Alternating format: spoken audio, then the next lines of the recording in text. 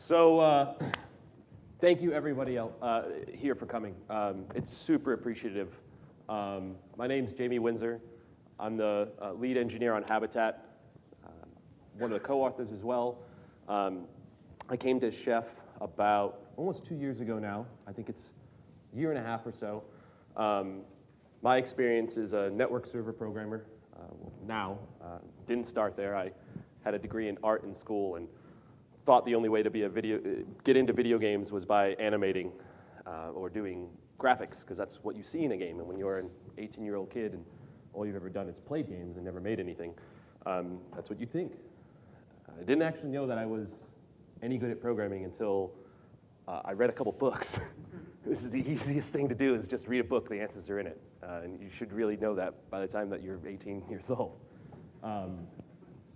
So I've been building online games since I was, for about 12 years now. Big focus on massively multiplayer online games and secondarily competitive online games. I was recently working on a game a year and a half before I came to Chef, and it got canceled. We had a great product, but unfortunately, it didn't make it to launch. We went into beta.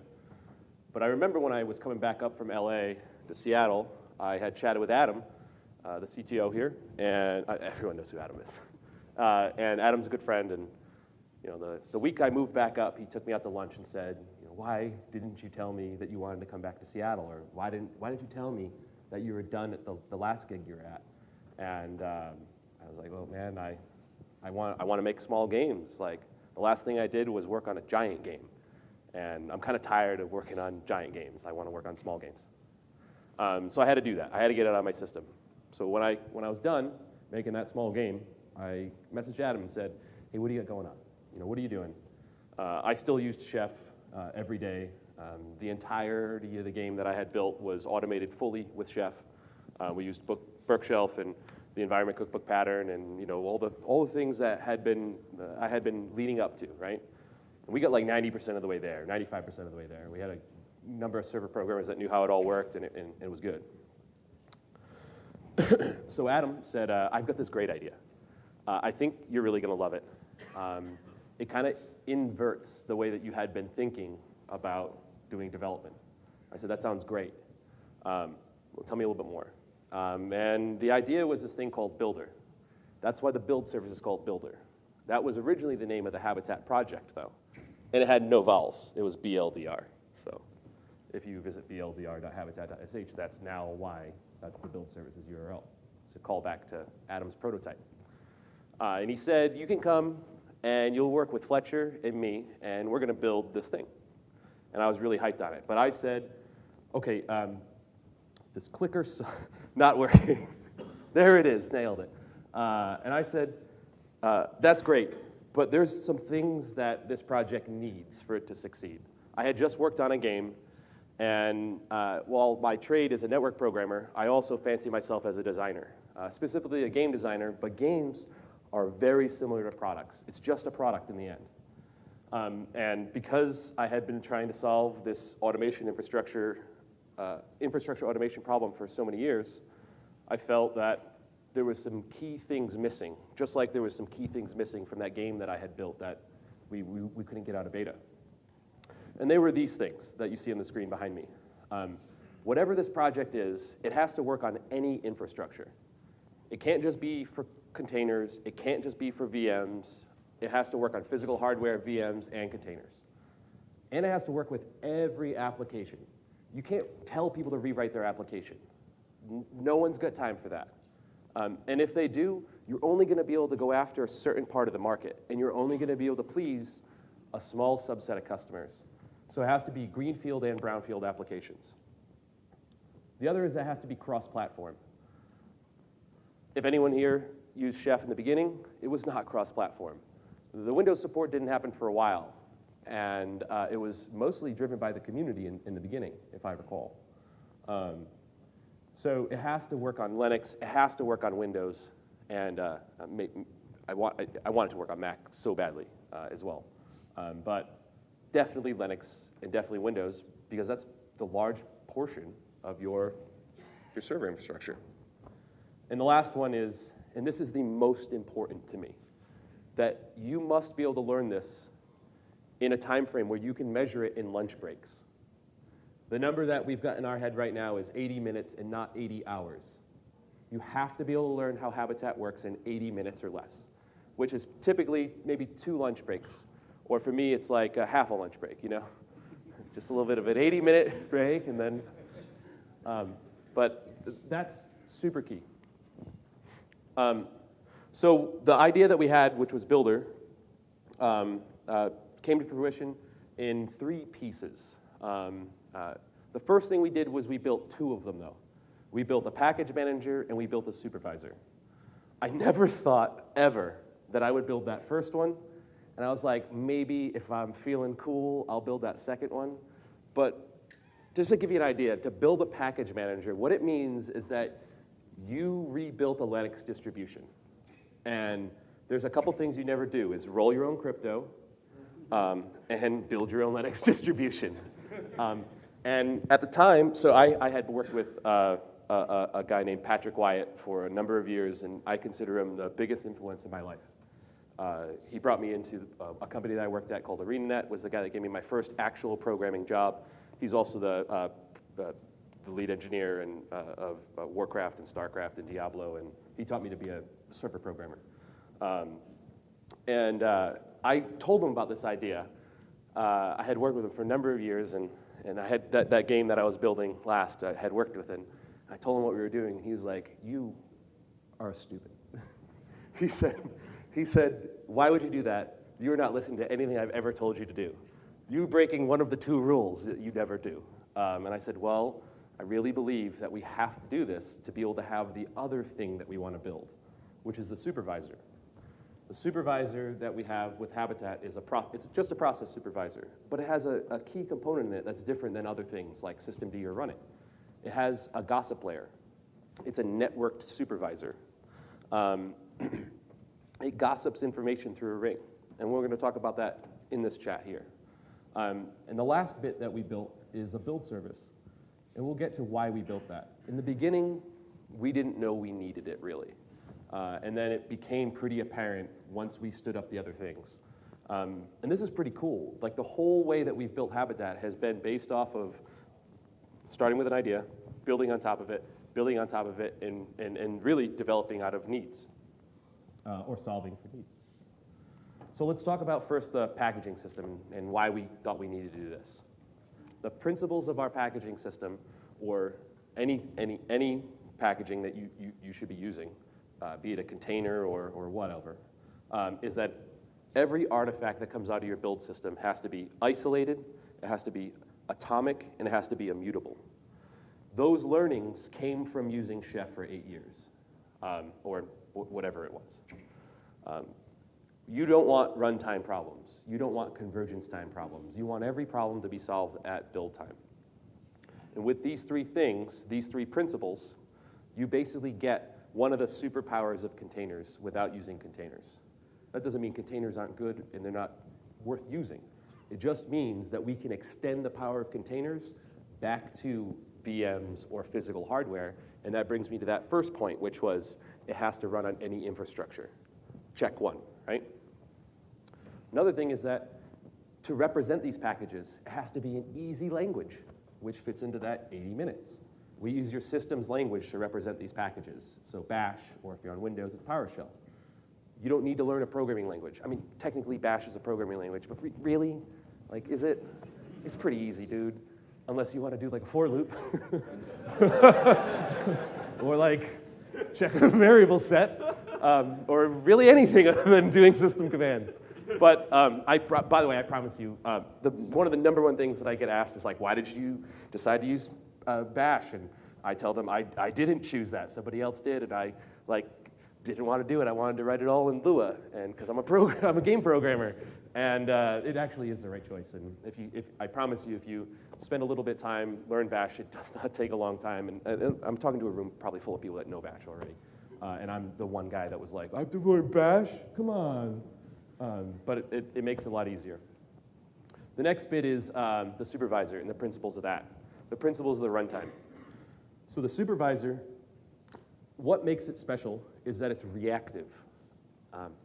When one connects to the other, it tells the other about itself. And when another joins, it finds out about each other. I remember that I had an interview at the company that I was at just before the one that had the failed game that I was telling you about.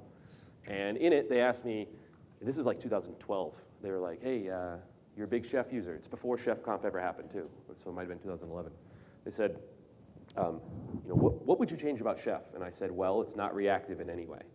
Everything is top down. You have to micro everything. It's basically orchestration. And I even tried to build an orchestrator, even though the words that were coming out of my mouth were telling me to never do that. And everyone made that mistake because we really thought that's how we solved this problem. But this was the key component to Adam's prototype and why we built everything in service of this, of the runtime. So I'm mostly going to cover the runtime here to show you the power of this. The runtime is, it's a process supervisor. It takes those packages we just built, it turns them into services. The services interconnect. They gossip, they react to each other, they auto-configure based off of each other. They do rolling updates, they figure out who's the leader and who are the followers. We map this, we auto-configure things based on or allow you to describe very common patterns that you would normally see in application development. And most importantly, each process or each package that turns into a service is completely isolated from everything else, from build time and runtime. So when we start a process up, it does not share environment variables with anything else. It doesn't know about any of the processes on the machine. It is completely isolated. And like I said, those three things are extremely important to having a reliable deployment pipeline. So I'm going to take a quick segue here and tell you about a story about the day we rebuilt the world. This CVE number, you should just memorize it. No, I'm just kidding. Don't do that. Stupid. It happened in 2002. This is the day that zlib had a double-free error, a double-free vulnerability in it. Zlib is a compression library. It's the basis of almost every piece of software in Linux. People were taking zlib so used that people would take it and statically link it into their application, or they would distribute their own dynamically linked, like DLL or SO with it as well. And the thing is that when this vulnerability was found, it allowed for remote or local execution of arbitrary code on any machine. I don't mean any machine like in your infrastructure, you got 20 machines running. I mean every machine. We had to rebuild the world because of this vulnerability. And luckily, there was less computers in 2002 than there are today. Right now, I have a fucking computer on my wrist. You know what I mean? Like, everyone has a computer in their pocket. This guy's got like 4 computers. I got just right there. He's got a bunch, like, it was everything. And the problem with this is that it's not automatic. So we talk about vulnerabilities all the time. This was 2002, and it was a particularly bad vulnerability, right? WannaCry just happened, right? We talked about that today in the demo that we gave in the keynote. Heartbleed in OpenSSL or shell shock. These vulnerabilities keep popping up because, unfortunately, systems programming isn't safe unless you're using Rust. Small plug. Rust is great. So remember I said Habitat was these 3 pieces. This is why we built Builder. So we have that supervisor, we have the packaging system, and then what we realized was we were repeating the same mistakes that people were making in 2002, which is basically the way our packaging system works and why it's reliable is we do a form of like weird dynamic static linking. We dynamically link everything, but you can only ever dynamically link to one thing. And the one thing you dynamically link to is the thing that you built at runtime, built at build time.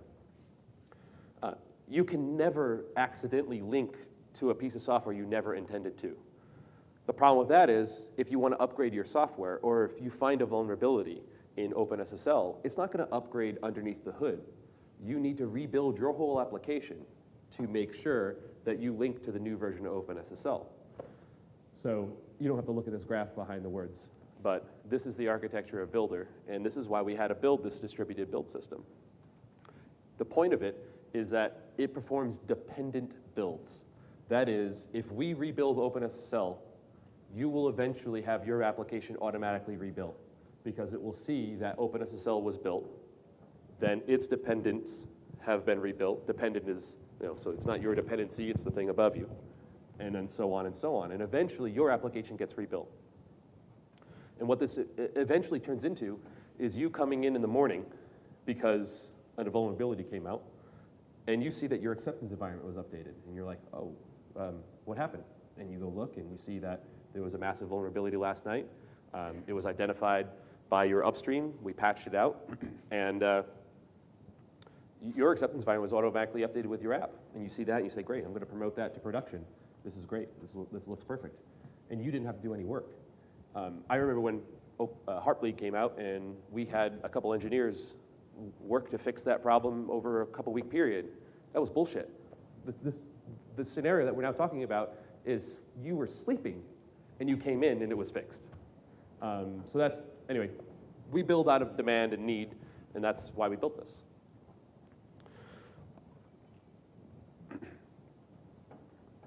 This is the application rebuild flow, how it works. So basically, builder requests a new build of your application. We'll say it's OpenSSL this time. Once it rebuilds, it publishes it to the depot. The depot is an artifact storage. It has release channels as well. So it holds on to things like Artifactory or an equivalent. And it puts them in an unstable channel or a stable channel, or you can name them whatever you want. So like for us, we have unstable connected to acceptance, and we have stable connected to live. Those are our only two environments right now on Builder. Builder is self-hosted, by the way. So Habitat runs Builder, Builder builds Builder, and Builder builds Habitat. And Habitat, the supervisor, updates from the depot that it's running, and then, the supervisor gets auto-updated, and then the Builder gets auto-updated, and, my brain just broke too. But it's cool. So depot gets updated. Supervisors elect an update leader. They pull out of the depot. They coordinate who updates first. It's never the topology leader. And they just go in a ring, and when they're done, they say, yeah, I'm all updated. We talked about release channels as well. So you have a software that's automatically been put in acceptance. And in this diagram, you see that V1 is currently in dev.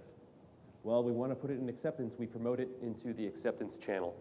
And then the acceptance supervisors pick it up, and now they're running it. And if you want V2 in production, you promote it, and now it's in production. So that's the basis of how Habitat works. Today, I want to go through an exercise, though. I want to show you guys how to run a multi-tier application in Habitat. The first thing that you're going to need is the Habitat CLI. This is the main entry point. Everything that we build off of Habitat comes with a CLI, or it's a subcomponent of the CLI. You can get it really easily just by curling this installation script. And I actually forgot to set up that URL before I came on the stage, so I'm going to do that later. Anyone watching online, this will be set up. Installation's easy. The next thing that we do is we go into our development environment, which is called the studio. And this is where I begin my live demo, which I haven't done one since 2013 for a very good reason. I'm very bad at live demos, so you're welcome.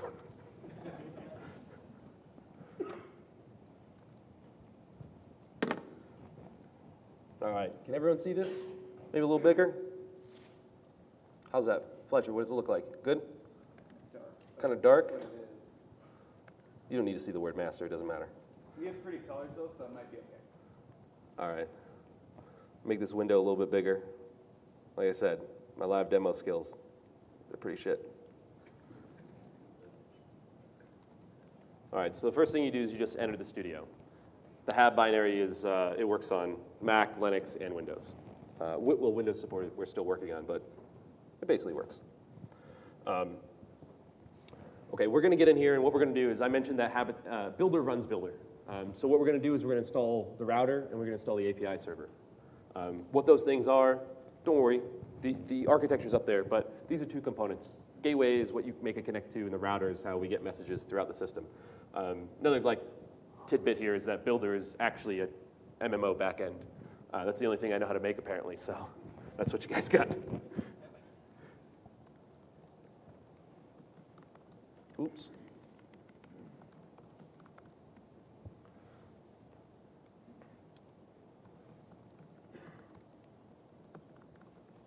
All right, these are the two packages that I need because I'm going to start both of those in this VM. Next thing we're going to do is we're going to load up the router.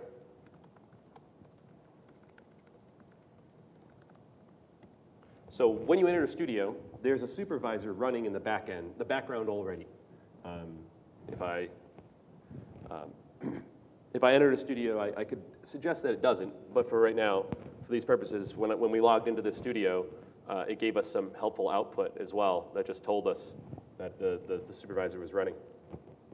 So let's see that router if it's running. Yeah, we're running. It's that version. It's up. It's been up for that long. Tells us it's PID and a little bit more information there as well.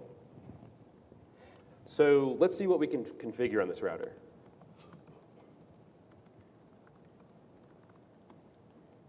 All right, looks like we can configure a client port, something called a heartbeat port, and a listen address. So let's see if the client port, if anything is listening. Oh, what? No, netstat. Why is that? Oh, right. So we're in the studio. There's nothing in this. There's not a single thing running in the studio right now. There's no software. This is called BusyBox, or specifically it's BusyBox, but it's a stripped down Linux. We're in a jail right now. There's no other software in here other than Habitat and whatever I tell it to have in there. This is so we don't accidentally link to any software that we didn't intend to link to when we build software. So to get netstat to see if this port is listening, all we do is figure out, hey, what provides netstat? And it's going to tell me that this binary, or this package, BusyBox static has it. So I'm going to go ahead and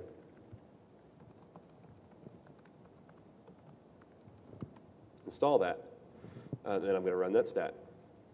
And I still don't have it. That's because I have to put the binaries that I just installed in my path. And I can do that with hab package binlink BusyBox static. And look at that, I got netstat.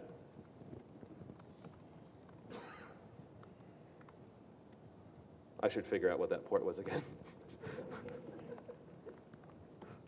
I wrote this server. Why do I not know that? It's because I'm on stage. All right, cool, it's listening, excellent. So we have it running. If I check the logs as well, in the studio you can type SL and it'll bring up the supervisor's logs, supervisor log, right? It shows me that the supervisor started and also the router was started and it's listening. So let's go ahead and start another supervisor up with another router and connect it. So the services connect to each other and then they gossip information to each other to figure out about each other. And this is how we do that. One thing that I'm going to show you is that you can configure your studio when you turn it on with some information. And one of the things that I've done is ask this studio to not start a supervisor. The reason for that is I want to connect it to another supervisor that's running. And I happen to know the IP address of it. I don't, so I'm actually going to make sure. All right, I'm glad I did that. It's a different IP address. Excellent. So go ahead and get the router.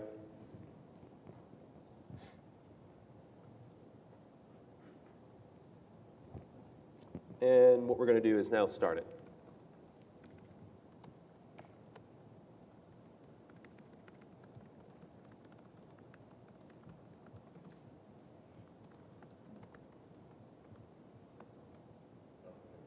Thank you so much. So that's not what I wanted. First, I want to start up the supervisor. So you can't load any services until you've started the supervisor, basically. You can do a soup dash run in the background. So in the studio, Fletcher just signaled to me that he added a pretty cool command that I didn't know about just yet because it happened a day ago. If I run sup run with the peer flag, You try it out.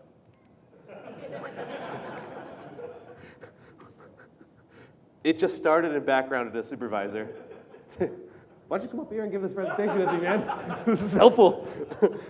It started the supervisor up, and it connected it to the other one.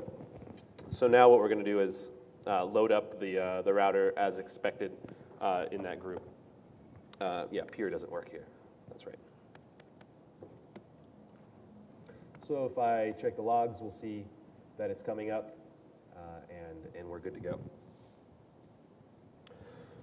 We're going to come back to the slides real quick.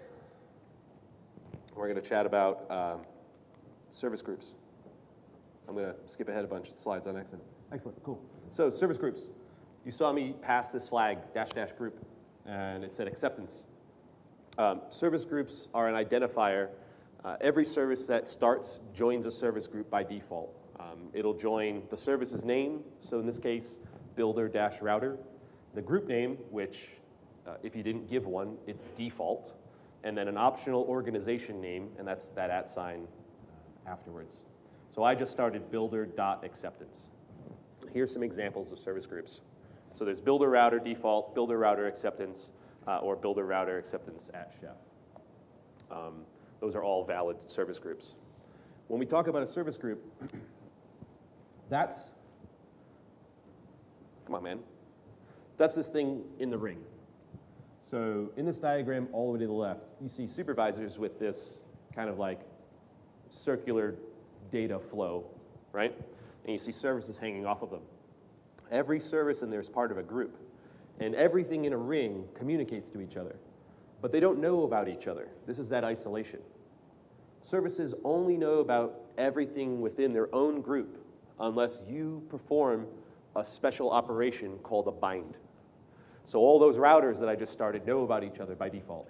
If I were to look at their configurations, both of them have auto-configured to talk to each other, and they started, the routers in our infrastructure of Builder are fully meshed, which means that everyone knows about everybody. If you wanted a service to know about another service, you have to use something called binding.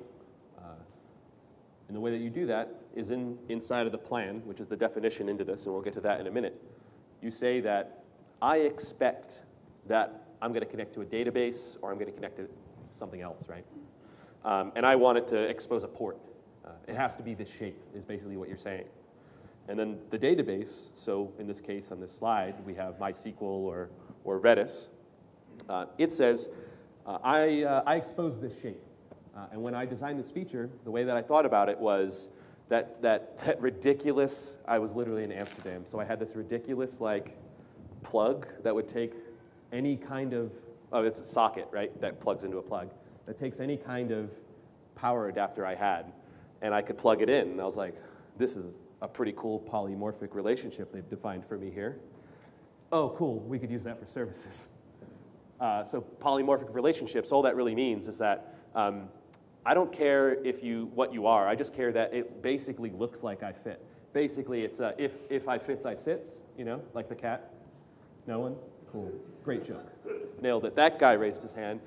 For the audience watching, the mic, the online audience, they're not mic'd. You can't hear their laughter right now. There we go. Thank you. I pulled it out of you. Let's go back to the live demo. I'll beg for laughs later. All right, so what we have to do now is reload the router that we originally started. We have to do that because when we started it, it was in the default group. So those routers, although I've started them, they don't know about each other because while they're both routers, they're not in the same service group. So to do that, it's the same command that we had to start it.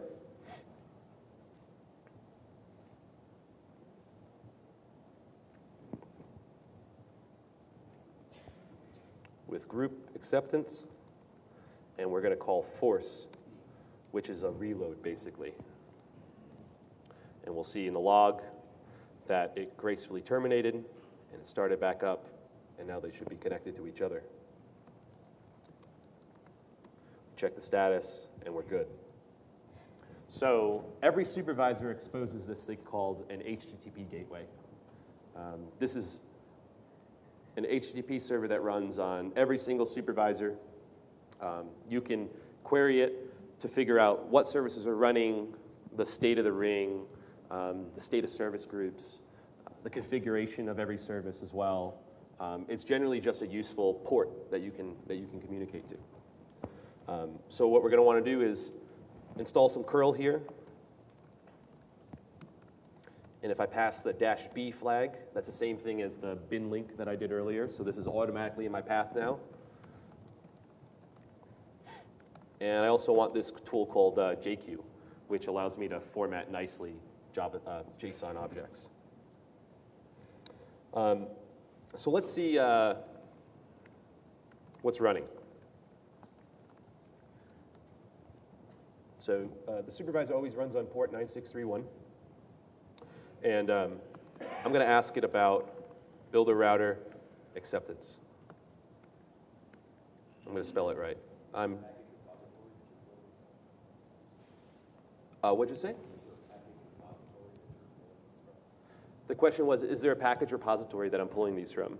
Yes. Every package that I've installed so far came from the public depot. So builder that's running in production right now, if you see me run package install, everyone saw me run package install. When you saw me do that, it pulled it from the public depot. So by calling this endpoint, I can see a bunch of information about that service that I started up. So this is just a giant JSON object of that service. Specifically, though, I could also ask for just its configuration, and that's what I want to see right now. So right now, it's configured that port, 5562, and the heartbeat port is 5563. There's another bit that I can curl from here as well. And unfortunately, there's so much data, it's hard to fit on this slide. I'm really just showing this for you guys so you can go play with it yourself and see what it does. But if I curl for something called the census, there's a lot of information here. It's basically debug information about what is happening in the ring. You can get a lot of info from here. It'll tell you about elections that are happening, leader elections, update elections, members that are dead, members that are alive, confirmed dead, confirmed dead. I said that twice. They're really dead, I guess.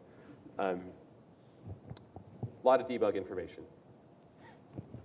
And that census, what that represents is something called the service ring, which, if we come back to this slide, we see the supervisors connected to each other. They're gossiping information. Service groups are talking to each other. And that is what we mean when we talk about the ring. So if you talk about the census, a census is members within a ring. And the ring is just a bunch of supervisors with a bunch of service groups that are sharing information with each other. So that's basics of the runtime.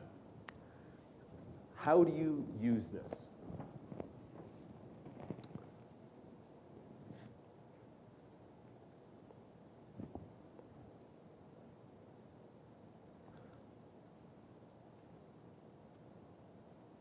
Let's go back to the live demo. Sorry, guys. So knowing what the ring is, how do you use this? Why is it useful that they're so reactive? Well, one of the things that we can do is configure services that are in that ring by asking them to, you say, I'd like you to be configured this way. And they just kind of figure it out, and they'll gossip that information amongst each other.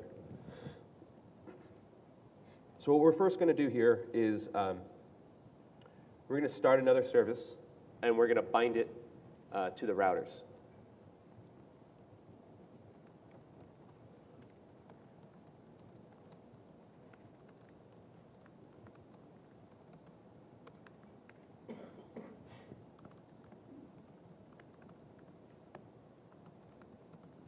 So this flag, when I went to the service binds slide a little bit ago, this is the representation. This is how you leverage those binds. So I know that the routers expose what I need, and I know that when I built this API, that they'll fit that socket. The plug of the API will fit the socket of the router. And what I do is give it a generic name. The API decided that it's going to call this thing router, and it binds to a service group. So by running this, if we look inside of the log, we now see that the Builder API server has started, and it immediately started doing some health checks. So it's now connected to both of the routers. It knows that because the supervisors communicated the information to it. So if I were to cat the config file of this API server, you'll see that there's routers in it and a bunch of other information as well, which it just auto-discovered.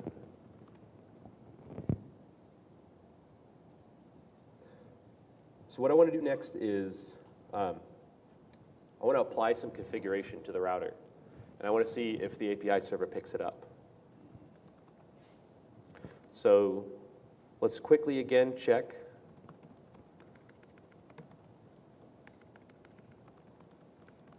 What we can configure. Okay, client port. Let's change the client port. Let's just change it to 5,000.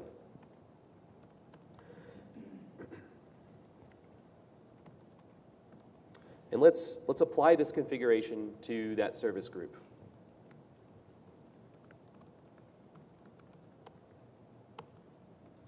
Syntax here is the group that I want to apply it to.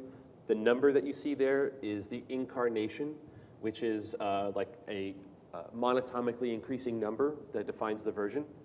And then the last bit is the file or the contents of the thing that I want to configure. When I run that, it's going to apply it. And now if I curl for the config of that router, I should see now that the client port is 5,000. And if I cat the config, I can see that it's connected to that router at 5,000. I usually fail horribly at live demos, by the way. So I'm so glad that worked. Thank you. Thank you. I know this works. Like Builder and Live is using this. But right now, this is the bigger moment than me launching that service.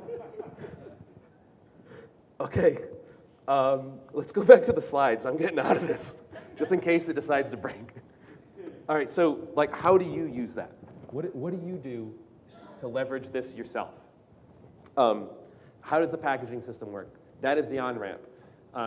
What we've designed recently, so we've had a packaging system for a while. If anyone's touched Builder, you've seen it. It's a shell script, a plan.sh is what we call it. That's the entry point. Recently, we've been working on a feature called scaffolding. Scaffolding is our way to reduce the on-ramp size and reduce the taxes you pay to being able to use the thing that I just showed you. If we go back to my earlier statement about one of the requirements of me even coming to work on this project, it was 80 minutes, not 80 hours. It was learn this in lunch breaks. One of the things that we found was, I mean, even last year, the talks that we gave largely were about how to use plans, how to build your software. We didn't even really tell you about the supervisor a whole lot because there was a big tax to pay. We had a lot to tell you about. Well, recently, from the great work of Fletcher and Ryan Hess and a number of other people on the team, they were able to make the abstraction correct. And we have this tool that we now have called scaffolding. And what it does is it abstracts what those plans look like for various languages or runtimes. You can think of them like equivalent to a Heroku build pack if you've ever used Heroku.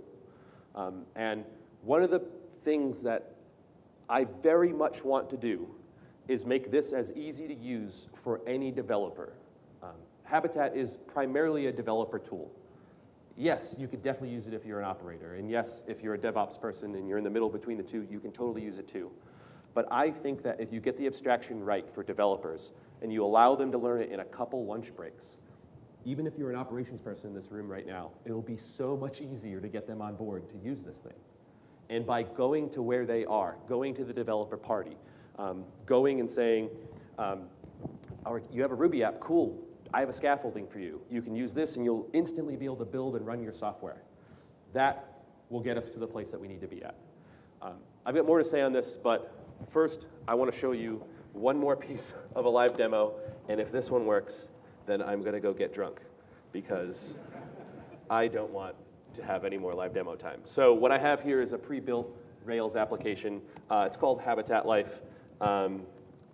If you look at the plan of it, this was just generated just before I came on stage. There's a plan called HabPlan in it that you can use. We're making some improvements to that command as well to automatically figure out what the source code in your directory represents. So it'll give you some choices and be like, I think you got a Ruby app, is that right? I think you have a Node app, is that right? In this case, we have a Ruby, we have a Rails app, and this is what we got. So I'm already in a studio. This is how you represent a plan to run a Rails app as is right now. It's 5 lines. It used to be like 80. This abstraction allows it to be 5. So I'm going to run build. Build just said in this spam that it detected it was a Rails 5 app. It also detected that it had Postgres as its backend. It also detected that it had Nogogiri. So you don't have to fuck around with building Nogogiri. It just figured out how to do it for you. See that? It's like, it's one of those extensions. Yeah. Anyway, it's just going ahead and it's building that entire package for you with 5 lines. It knows how to exactly build a Rails application. This is the abstraction that I'm talking about. This is going to the developer party. We have a scaffolding right now for Ruby, which includes Rails apps. For Node, we have one coming out for Go. We have one coming out for Python. We want to work on one for Java. The goal here is to work on one for every runtime that you all have. There'll be one for Rust whenever I feel like rage hacking that one out. Yeah, we want to continue to grow this ecosystem of scaffolding. So we finished.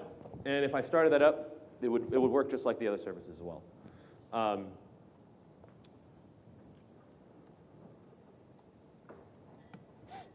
So what I didn't cover yet, or if you wanted any additional details, you can head over to our tutorials. We are doing a refresh on these, and we hope to have them done by ChefConf, but unfortunately, we had too much to do. But they're pretty good that they are right now. You can see details about everything I went over in this talk right now. This is the beginning Habitat talk. This is the first 40 minutes of hopefully the only 80 minutes you'll ever spend learning Habitat. There's another talk that's coming up as well that Fletcher's giving. Fletcher's going to talk more about security. When I configured that, what if it was a password?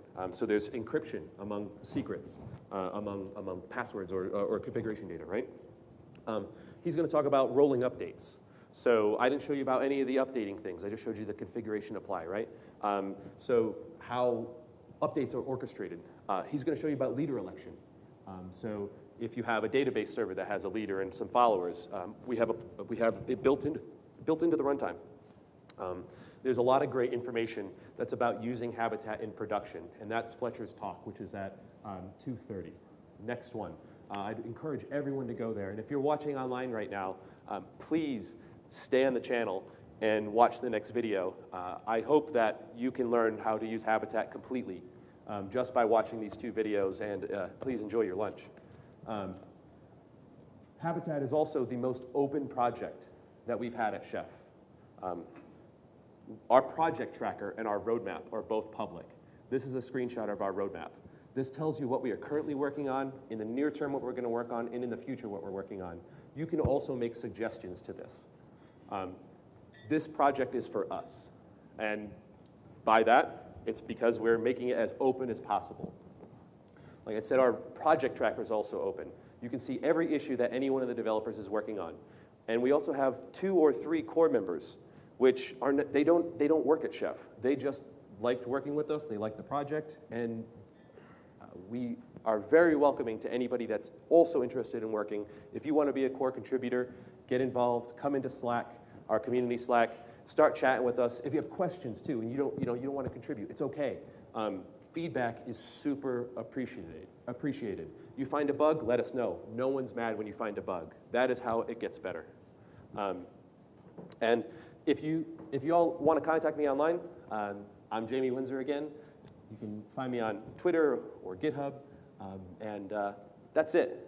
Thank you, everyone, so much for coming and listening. And please follow up with Fletcher's chat next.